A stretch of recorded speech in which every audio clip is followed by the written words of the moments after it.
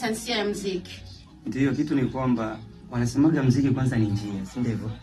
Unajua unapoandaa kitu au idea inakukuta kwenye wakati gani? Ndio. Umeona, na ndio maana alipozungumzia Bell Music mara kwanza ulipomuuliza kwanza, bwana, ndio, katika muziki wako unaendeje, akasema hivi, mimi nadondoka kila sehemu. Ndo ujue kwamba muziki ni njia, kwa sababu yani wakati ambao utapokufikia kwamba uandae hiyo idea tayari umeshapata hiyo njia.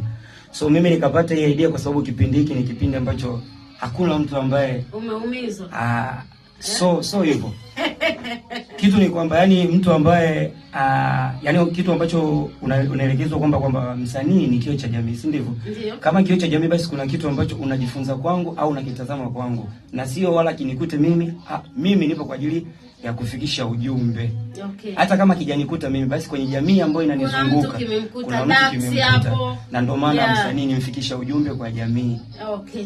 Kwa njia tofauti tofauti. Sawa bwana, lakini pengine matarajio ndani ya muziki, kwa sababu kama nilivyoongea kutoka kwa Bell hapo kwamba waimbaji ni wengi sana, na kila mtu kiona kijana ambaye anachipuka anatamani awe ndani ya muziki. Au unaongopa jamani? Ni kweli. Anatamani awe ndani ya muziki. Vipi matarajio yako?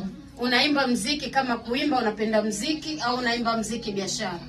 Hapana, mimi muziki na